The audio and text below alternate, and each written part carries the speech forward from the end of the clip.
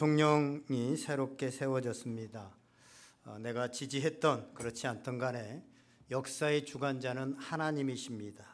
하나님을 인정하고 6월 호국의 달에 또 이 나라와 또 새로 세워질 정부를 위해서 여러분들 계속해서 기도해 주시기를 바랍니다. 오늘 설교 제목 우리 함께 한번 크게 읽어보겠습니다. 시작. 아멘. 인간은요, 눈에 보이는 이 육체도 있지만 눈에 보이지 않는 영혼이라는 것이 있습니다. 그래서 인간의 이 육체에서 영혼이 빠져나가면 더 이상 그 사람은 사람이다라고 하지 않고 시체다라고 그렇게 말을 합니다. 하나님께서 인간을 지으실 때 두 단계로 사람을 만드셨습니다. 처음에 육체적인 부분은 흙으로 빚으셔가지고 육체의 모양을, 형태를 만드셨습니다. 그리고 나서 그 코에 생기를 불어 넣으셔서 그 생기가 들어갔을 때 드디어 생령, 살아있는 사람이 되어집니다. 그래서 사람은 이 보이는 육체적인 부분과 흙과 또 생령이 합쳐질 때 사람이다라고 볼 수 있습니다. 이 세상도 마찬가지입니다. 이 세상에 집이나 자동차나 땅이나 이런 물질적인 눈에 보이는 것만 있는 것이 아니라 영의 실제가 있습니다. 그래서 오늘날 과학 문명이 발달했지만 많이 배운 사람들도 뭐 운명이나 점쟁이를 타다가고 타르 뭐 이런 것들이 유명하게 되어지고 더 성행하게 되어집니다. 여러분 놀라지 마세요. 이 땅에 어떤 형태로든지 간에 신이 임해서 산에서 그 신과 영과 접촉을 하고 있다든가, 마을에 대나무를 한번 보여줄까요? 대나무를 꽂고 있는 사람들, 저렇게 여러분들 아마 보셨을 것입니다. 이런 사람들이 수십만 명이 된다고 합니다. 제가 최근의 자료는 모르겠지만 예전에 1980년대 자료에 의하면 우리나라에 이렇게 무당처럼 신과 접촉해서 뭔가 그 일들을 하고 있고 그런 사람들이 40만 명에 육박한다라는 데이터를 본 적이 있습니다. 별로 안 놀라시네요. 40만 명이면 우리 안성 인구의 2배가 넘습니다. 그 사람들이 지금 신과 접촉해 있다는 거예요.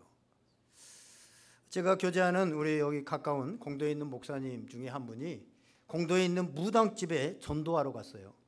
그래서 전도를 하는데 이제 얘기를 하는 끝에 그 무당이 교회를 20년 넘게 다녔던 집사였다고 합니다.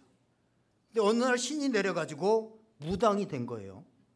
목사님이 그 얘기를 듣고 너무나도 안타까워서 어떻게 예수 믿는 사람이 무당이 될 수 있느냐고 그렇게 참 한심하다는 식으로 보니까 탁 째려보면서 내가 예수를 잘못 믿어서 그렇다는 거예요 그러면? 그렇게 탁 얘기를 하더래요. 영이 없다고 한다면 어떻게 이런 일이 가능하겠습니까? 영이 없는데 어떻게 수많은 사람들이 영과 접촉을 하면서 살 수 있느냐는 거예요. 세상에는 영이 있습니다. 그런데 그 영은 크게 두 가지로 나누어집니다.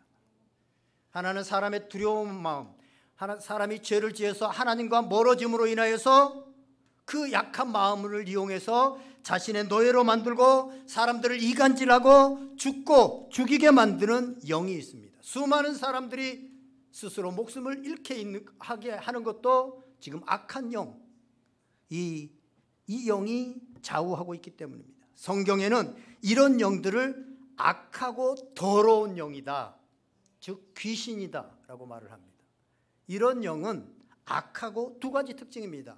악하고 더럽습니다. 악하고 더럽습니다. 그런 영이 지금 세상을 지배하고 있습니다. 그러다 보니까 세상이 더러워지고 갈수록 악해집니다.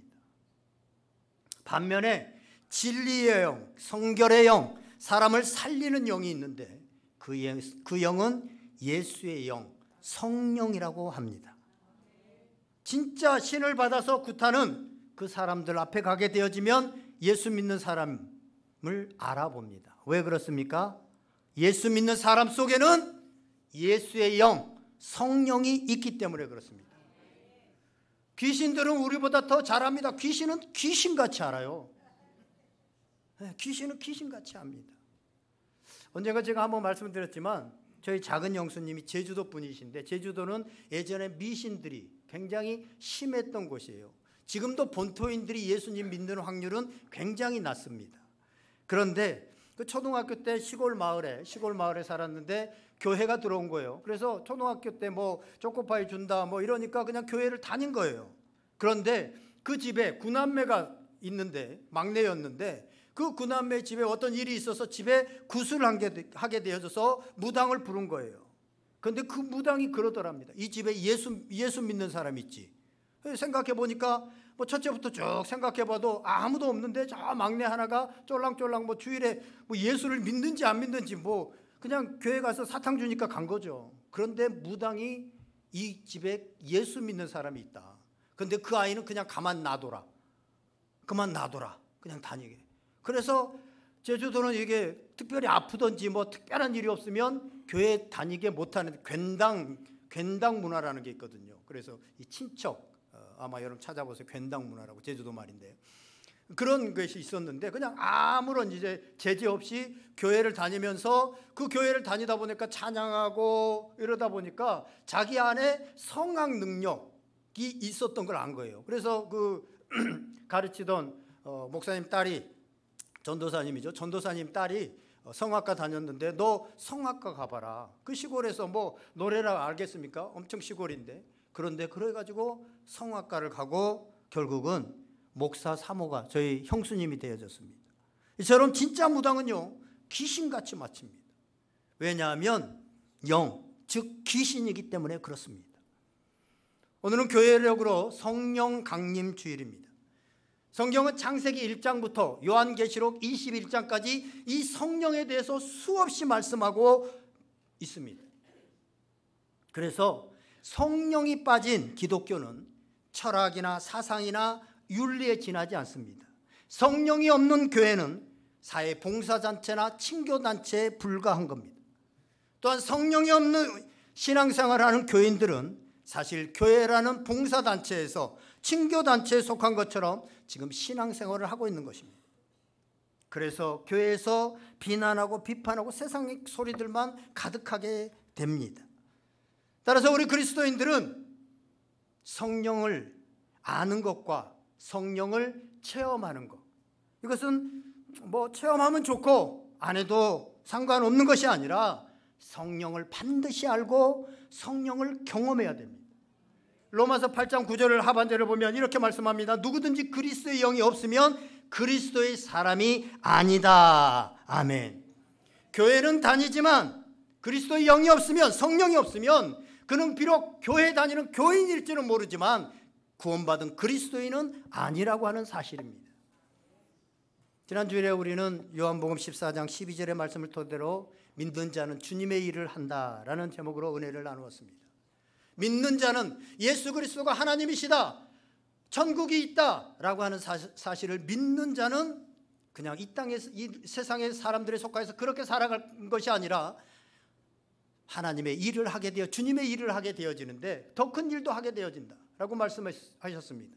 그런데 이 주님의 일이라는 것이 그냥 세상이 내 힘으로 할 수 있는 일이 아니라 영적인 일, 영에 속한 일이기 때문에 내 힘으로 할 수 없기 때문에 주님께서 기도하게 하시고 기도의 특권을 주셔서 기도하면 주님께서 이루신다라고 말씀하셨습니다. 주님께서 하신 일이 뭡니까? 죄로 인해서 죽음과 저주에 놓여 있는 인생들에게 천국 복음을 전파해서 영생을 주는 일, 이것이 바로 주님께서 이 땅 가운데서 하신 일입니다.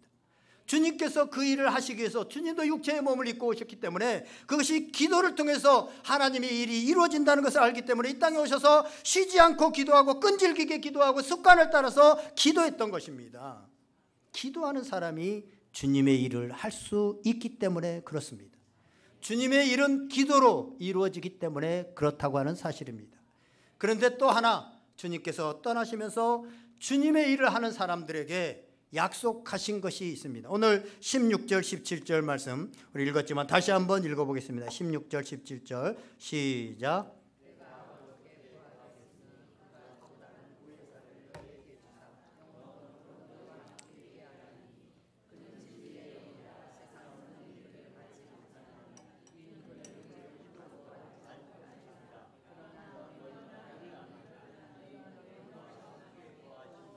또 너희 속에 계시겠습니다. 아멘.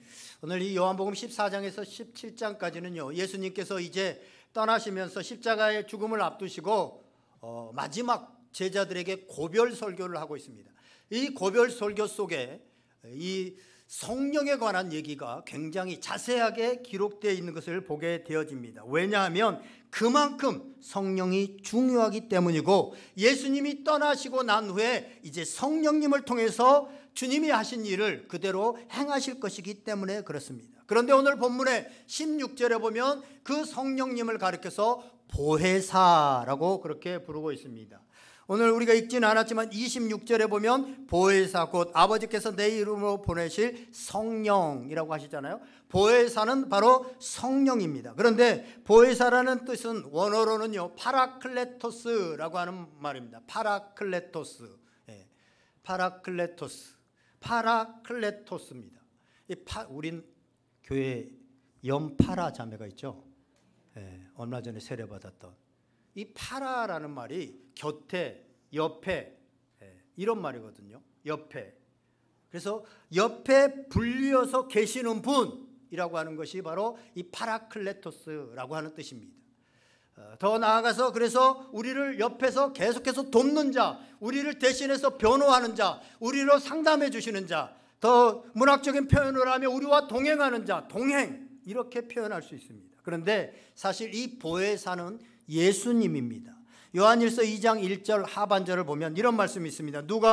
만일 누가 죄를 범하여도 아버지 앞에서 우리에게 대언자가 있으니 곧 의로우신 예수 그리스도시라. 아멘. 여기서 대언자, 나중에 찾아보세요. 각주를 찾아보면 보혜사 이렇게 되어 있습니다. 그 대언자가 바로 보혜사 예수 그리스도입니다. 성경에 이 예수 그리스도가 이 땅에 우리와 함께 하시게 동행하시기 위해서 탄생한 기사가 마태복음 1장 23절에 나옵니다. 뭐라고 하냐? 보라, 처녀가 잉태하여 아들을 낳을 것이요 그의 이름을 임마누엘이라 하라. 임마누엘이라 하라 하였으니 이를 번역한즉 하나님이 우리와 함께 계시다 함이라. 아멘. 임마누엘, 우리와 함께 계시는 분이라는 것입니다. 그런데 예수님은 우리와 함께 하시기 위해서 이 땅에 오셨습니다. 그런데 인간의 육체를 입고 왔기 때문에 시간과 공간의 제약을 받습니다. 예수님이 여기 계시면 저기 평택에, 서울에는 계실 수 없습니다. 시간과 공간의 영향을 받기 때문에 그렇습니다. 그런데요, 그럴 뿐만 아니라 예수님은 영원히 우리와 함께 하실 수 없습니다. 왜냐하면 우리의 죄를 위해서 십자가에 달려 죽으셔야 됐기 때문에 그렇습니다. 그래서 예수님께서 하늘나라로 올라가시면서 또 다른 동행자, 또 다른 예수 그리스도, 그분을 보내셨는데 그분이 바로 보혜사, 우리와 동행하시는, 돕는, 함께 하시는 그 예수 그리스도라고 하는 사실입니다. 그래서 오늘 16절에 또 다른 보혜사, 이 다른이 어나더가 아니라 또 자기와 같은 일을 하는 그런 성령 하나님, 예수님이라고 하는 사실입니다. 예수님은 하늘에서 우리를 돕는 보혜사라면 예수의 영인 성령님은 땅에서 우리와 함께 하는, 영원토록 우리와 함께하는 보혜사라고 하는 사실을 말씀하고 있습니다. 그래서 18절에는 이렇게 말씀합니다. 우리 18절 말씀 다 같이 한번 읽겠습니다. 시작. 내가 너희를 고아와 같이 버려두지 아니하고 너희에게로 오리라. 이 말씀 안에는 이제 홀로 남겨질 이 제자들을 향한 예수님의 그 진한 사랑이 너무나도 배어있다라는 것을 느낄 수 있습니다. 우리가 인정하든 인정하지 않든 간에 인생은 누구나 마지막까지, 특별히 죽음의 길은 혼자 걸어가야 될, 아무리 사랑하는 사람이 있어도, 아무리 사랑하는 남편과 아내가 있어도 인생의 길은, 특별히 죽음의 길은 혼자 걸어가야 됩니다. 그러니 외롭고 두렵습니다. 그런데 예수님은 우리를 고아와 같이 버려두지 아니하시겠다, 다시금 우리에게 오셔서 우리와 영원히 함께 하시겠다, 바로 그분이 보혜사 성령 하나님, 예수의 그리스도의 또 다른 이름, 또 다른 영인, 예수의 영인 보혜사 성령님이라고 하는 사실입니다. 그 성령님이 우리를 고아와 같이 버려두시지 않겠다라고 그렇게 약속하고 계십니다. 그렇다면 이 성령님과 함께하고 이 성령님과 동행하면 우리가 어떤 일이 일어나느냐? 15절을 보면 이렇게 말씀합니다. 너희가 나를 사랑하면 나의 계명을 지키리라 라고 말씀하고 있고, 21절에는 이렇게 말씀합니다. 21절 다 같이 읽어볼까요? 시작.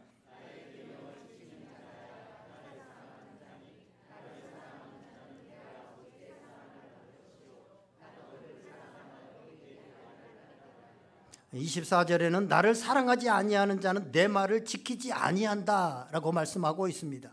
주님은 분명히 말씀하십니다. 주님을 사랑하는 자는 말로만 사랑한다 라고 고백하는 자가 아니라 주님의 계명, 주님의 말씀을 지키는 자, 행동으로 보여주는 자, 그렇게 살아가는 자가 예수님을 사랑하는 자다라고 말씀하고 있습니다. 계명을 지키는 자. 그 계명이 뭡니까? 우리는 요한복음 13장 34절에서 이미 예수님이 말씀하신 계명을 압니다. 내가 새 계명을 너희에게 주노니 서로 사랑하라. 서로 사랑하는 것. 이것이 바로 예수님의 계명입니다. 이 사랑의 계명은 단순히 내 가족, 지체들을 넘어서서 원수까지도 사랑하는 것입니다. 그런데 여러분, 내 힘으로 어떻게 이 계명을 지킬 수 있습니까? 우리 힘으로 어떻게 미운 사람을 사랑할 수 있습니까? 베드로전서 4장 8절에는 사랑은 허다한 죄를 덮는다고 했는데, 우리 주변에 있는 나를 힘들게 하는 사람들, 그 사람들의 죄를 우리가 어떻게 덮어줄 수 있습니까? 오히려 조금만 잘못하면, 흠이 있으면 드러내서 비난하기에 바쁜 게 우리의 선악과를 먹은 우리의 본성입니다.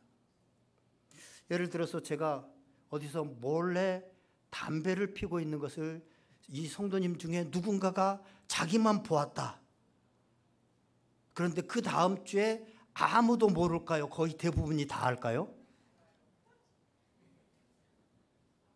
네? 자기 혼자밖에 안 봐서 성도님 중에 딱 한 명만 몰래 봤어. 여러분의 상상에 맡기겠습니다. 아마 그 중에는 그거 얘기 안 하면 병이 날 사람도 있을걸요. 내 노력으로, 내 힘으로 허물을 덮어주는 거 너무나도 힘듭니다. 몇 번 참다가 몇 번 용서하다가 폭발해버리죠. 내 힘으로 하려고 하면. 그래서 수요 예배 때 우리 갈라디아서 말씀을 묵상하고 있는데, 갈라디아서에 보면 율법으로 우리의 힘으로 주의 계명을 지키려고 하면 바리새인처럼 외식하는 자가 되어진다. 나도 지키지 못하면서 나는 잘 지키는 사람인 양 다른 사람들을 판단하고 정죄하고 서로 물고 뜯어서 피차 멸망하는 일이 발생하게 되어진다는 것입니다. 우리 힘으로 신앙생활을 하면 이렇게 된다는 것입니다. 그래서 오늘 본문에서 예수님께서는 보혜사 성령님을 보내주시고 우리 속에 두셔서 영원히 우리와 함께 하시면서 하나님의 일을 감당하게 하고 주의 계명을 지킬 수 있도록 해 주시겠다고 하는 사실입니다. 그런데 그 성령님은 어떤 분이시냐? 오늘 17절에 보니까 그는 진리의 영이다 라고 말씀하고 있습니다. 이 진리의 영, 세상은 이 진리의 영이신 성령님을 받을 수 없습니다. 왜냐하면 성령님을 기본적으로 인정해야 됩니다. 인격체이시기 때문에 성령님을 인정해야 되는데 세상 사람들은 성령을 인정하지 않기 때문에 성령을 받을 수 없습니다. 성령을 경험하지 못했기 때문에 세상의 사람들은 진리를 모릅니다. 아무리 공부를 많이 하고 도를 닦아도 진리를 잘 모릅니다. 어떤 사상이나 어떤 이론이나 철학도 진리가 될 수 없습니다. 어느 한순간에 야 이게 진리인 줄 많은 사람들이 따르다가 시대가 지나가면 또 바뀌는 것입니다. 오직 예수 그리스도의 영인 성령님만이 진리이십니다. 그래서 성령을 받고 성령의 인도하심을 받는 사람들은 진리 가운데 있게 되어지고 진리 가운데로 걸어가고 있는 것입니다. 할렐루야. 그러니까 예수의 영을 받으면 이런 일들이 진리 가운데 있게 되어집니다. 앞에서 말씀드렸지만 천국을 소망하고 예수 그리스도가 하나님이시라고 하는 것을 믿는 사람은 오늘 계명을 지킬 뿐만 아니라 하나님의 일, 주의 일을 하게 되어지는데 주의 일은 성령의 영의 일이기 때문에 내 힘으로 내 능력으로 할 수 없습니다. 그래서 기도를 통해서 하게 되어지고 오늘 성령을 주셔서 하게 되어진다는 것입니다. 우리는 주님의 일을 할 능력이 없습니다. 아니 주님의 일이 무엇인지조차도 모릅니다. 그런데 성령님이 하시면 하실 수 있습니다. 그래서 사도행전 1장 8절에 보면 오직 성령이 너희에게 임하시면 너희가 권능을 받고 예루살렘과 온 유대와 사마리아 땅끝까지 이르러 내 증인이 되리라. 아멘. 성령이 임해야만 권능이 임하게 되어지고 드디어 증인의 삶, 주의 일을 할 수 있는 그런 사람이 되어진다는 것입니다. 그래서 사도행전 4장 31절에 보면 빌기를 다음에 모인 곳이 진동하더니 무리가 다 성령에 충만하여 담대히 하나님의 말씀을 전하니라. 아멘. 사도들과 초대교회 성도들은 성령이 충만하니까 담대히 하나님의 말씀을 전하게 되어집니다. 이처럼 성령이 충만할 때 우리는 주의 말씀을 따를 수 있고 주의 일을 할 수 있다고 하는 사실입니다. 어떤 때는요, 우리 자신을 지탱할 수 없을 정도로 마음이 공고해지고 힘들고 어려울 때가 있습니다. 인생을 살아가다 보면 또 주의 일을 하다 보면 이럴 때가 있습니다. 기도해야 되는 것을 알고 있는데도 기도할 힘조차도 나지 않고 무엇을 위해 기도해야 될까라는지도 모르는 그런 때가 있습니다. 그때 우리 안에 성령님이 우리를 위해서 대신 간구하시기 때문에 우리가 다시 일어나게 되어지고 어느 시간이 지나고 나면 다시 일어나서 주의 일을 할 수 있는 것입니다. 로마서 8장 26절에서 27절은 이렇게 말합니다. 이와 같이 성령도 우리의 연약함을 도우시나니 우리는 마땅히 기도할 바를 알지 못하나 오직 성령이 말할 수 없는 탄식으로 우리를 위하여 친히 간구하시느니라. 마음을 살피시는 이가 성령의 생각을 아시나니 이는 성령이 하나님의 뜻대로 성도를 위하여 간구하심이니라. 아멘. 우리가 일어날 수 있는 것은, 우리가 기도하지 않았는데도 다시 일어난 것은, 다시 주님 앞에 나온 것은 성령이 우리를 위해서 대신 간구하고 계시기 때문입니다. 그래서 우리는 성령님을 의지하고 기도도 해야 된다고 하는 사실입니다. 또한 우리는요, 성령이 아니고서는 예수님을 주시라고 고백할 수도 없습니다. 고린도전서 12장 3절 성령으로 아니하고는 누구든지 예수를 주시라 할 수 없느니라. 아멘. 우리는 우리가 예수를 내 주님으로 고백하고 있는 것 같지만 사실은 성령이 하시지 않으면 진짜 나의 삶에 예수님이 주인입니다 라고 하는 고백을 할 수 없습니다. 이처럼 성령이 아니면 우리는 예수님을 주님이라고 고백할 수도 없을 뿐만 아니라 올바른 신앙생활을 할 수도 없습니다. 우리가 하나님을 믿고 교회를 다니는 것과 성령을 체험하는 것은 다릅니다. 저도 오랫동안 어려서부터 부모님을 따라서 교회를 다녔습니다. 막연히 내 안에 하나님을 믿었습니다. 그런데 성령을 체험하고 나니까 완전히 달랐습니다. 우선은 영적인 힘이 내 안에 생기기 시작했습니다. 여러분, 성령을 체험해야 예수님이 진짜 믿어지고 성령인 것과 성령이 아닌 것을 구별할 수, 영적인 것과 영적이 아닌 것을 구별할 수 있게 되어지고, 성령을 체험해야 성경이 믿어지고 성령이 깨달아지고, 성령을 체험해야만 죄를 회개하고 변화되게 됩니다. 성령을 체험해야만 이 세상의 것들이 무익함을 알 수 있게 되고, 성령을 체험해야만 기도가 깊어질 수 있습니다. 그래서 우리가 해야 할 일은 성령님을 환영하고 성령님을 체험하기를 소망하고 기도하는 것입니다. 아마 우리 윗세대들, 저 시대만 하더라도 청소년 무슨 수련회나 청년 수련회 가서요, 참 성령 체험을 많이 했습니다. 밤에 뜨겁게 기도하는 가운데 성령님을 체험하고 방언도 하게 되어지고, 뭐 나이가 많다고 똑똑하다고 방언을 주는 게 아니에요. 방언을 체험하면서 주님의 음성도 들리게 되어지고, 눈물도 흘리게 되어지고, 마음이 변화가 되어지고, 결단도 되어지고, 그래서 수많은 사람들이 변화되어지는 역사들이 일어났습니다. 그런데 오늘날 이러한 집회나 이런 성령의 역사가 있는 우리 청년 청소년 집회들이 점점 작아지고 없어지고 있다고 하는 사실들이 참으로 안타깝습니다. 주님의 음성을 듣고 이 성령을 경험하게 되어지면 변화가 일어나게 된다고 하는 사실입니다. 말씀을 마치면서 한 분을 소개하고 마칠까 합니다. 성경을 70번 읽고 예수님 믿게 된 스님 이야기.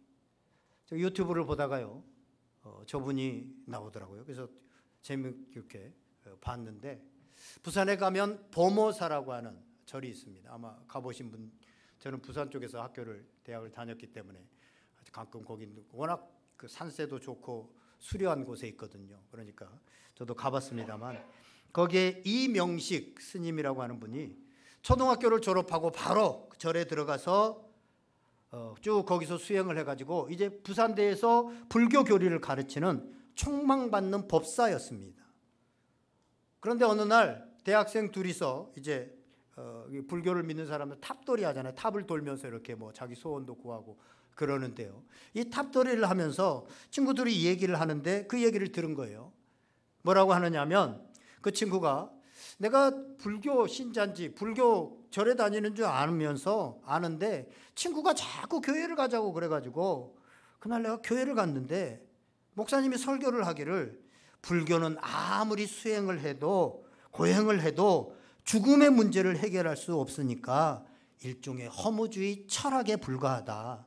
불교는 구원도 없고 영생도 없으니 종교가 아니다 라는 설교를 들었는데 그게 마음에 흔들리더라는 겁니다. 그래서 이제 불교를 그만 다닐까? 저를 그런 생각이 들더랍니다. 그걸 이 이명식 스님이 옆에서 들은 거예요. 듣고 열을 받아가지고 내가 이 기독교를 확실히 뭉개줘야 되겠다. 공격할 마음을 가지고 큰 스님한테 가가지고 내가 성경을 좀 읽고 저 말도 안 되는 기독교를 철저히 파헤쳐서 공격을 하겠습니다. 그러니 나를 좀 그렇게 할 수 있도록 여건을 허락해 주시고 시간을 내주십시오 라고 했습니다. 그랬더니 큰 스님이 허락했어요. 큰 스님이 아닌 거예요. 그걸 허락하면 안 돼. 성경을 읽으면 이게 어떤 일이 일어날지 모르는 거예요. 그런데 그걸 읽도록 허락을 해버렸으니 이게 난리가 나는 거죠. 암자에 앉아가지고 이 이명직 스님이 이제 성경을 읽기 시작합니다. 1도, 2도, 3도, 4도, 5도, 70도까지 한 거예요.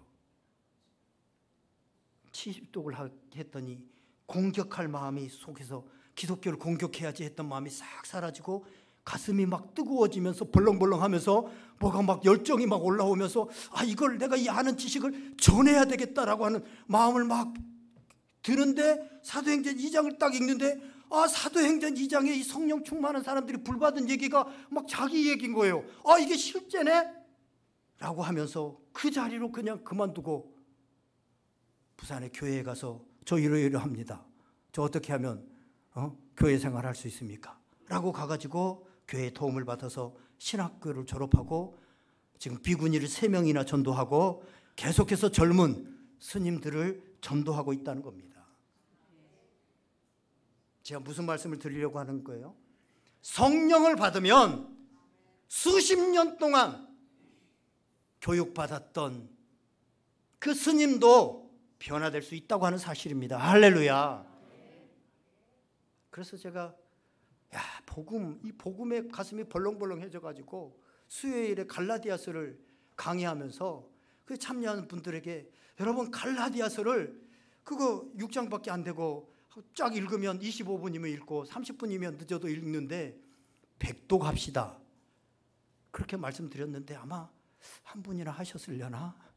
사실은 저도 100독을 못했습니다. 하나님의 말씀이 와 닿으면 성령이 역사하면 거기서 우리가 변화되게 된다고 하는 사실입니다. 아무리 스님 아니라 스님, 대스님이라도 변화될 수 있고 죄인들도 변화되어지고 꼬꾸라질 수 있다고 하는 사실입니다. 사랑하시는 여러분, 세상 사람들은 이 성령을 받지도 못하고 알지도 못하고 보지도 못하지만 우리는 알고 보고 체험하신 것이 바로 이 성령님이십니다. 여러분 안에 성령님이 계시다고 하는 사실을 믿으십니까? 네. 한 60%만 믿으시는 것 같아요. 우리 안에 성령님이 계십니다. 우리 안에 성령님이 계시다고 하는 사실들을 우리가 믿고 자꾸 선포해야 됩니다. 그분은 영원히 나를 떠나지 않으시고 나를 보호하시고 나를 지켜주시고 나를 인도하시고 내가 부족하고 연약할지라도 미숙할지고 실수할지라도 그분은 나를 떠나지 않으시는 분이시다 라고 하는 믿음의 고백. 사람이 마음으로 믿어 의에 이르고 입으로 시인하여 구원에 이른다고 했는데 그 성령님이 내 안에 계시다. 임마누엘로 내 안에 계시고 보혜사로 내 안에 영원히 계셔서 떠나지 않는다. 그래서 내가 지금 이 자리에 있을 수 있고, 내가 많은 실수를 했고, 내가 하나님을 온전히 믿지 못했지만 그가 대신 강구했기 때문에 내가 오늘 이 자리에 있을 수 있습니다 라고 하는 것을 믿음으로 고백하는 겁니다. 그러면 우리의 삶에 주님의 일이 드디어 행해지고, 주님의 일을 행할 수 있게 되어지고, 주님의 일이 나타나게 된다는 것입니다. 용서할 수 없는 사람이 용서하게 되어지고, 사랑할 수 없는 사람이 사랑하게 되어지고, 생명으로 충만해서 선으로 악을 이기게 되어지고, 하나님 크기의 일이 우리의 삶에, 내 삶에 나타나게 되어진다는 것입니다. 할렐루야. 왜냐하면 나는 할 수 없는데 성령님이 우리를 떠나지 않고 계시기 때문입니다.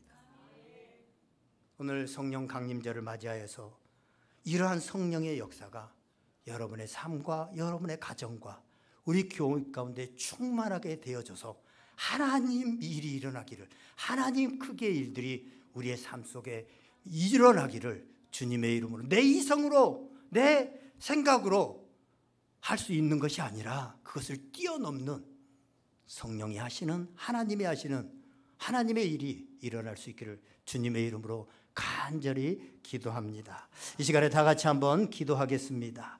우리 간절히 기도하기를 정말로 내 속에 있는 성령님, 그 성령님으로 다시 충만하게 하여 주시고, 내 속에 성령님이 계시며 그 성령님이 일하고 계심을 우리가 다시 한번 알게 하여 주시옵소서. 그래서 우리의 삶 가운데 하나님 크기의 일들이 일어나게 하여 주시옵소서. 오늘 성령님께서 여러분들의 마음에 감동 주신 거 붙들고 다 같이 한번 간절히 기도하시겠습니다. 다 같이 기도하겠습니다.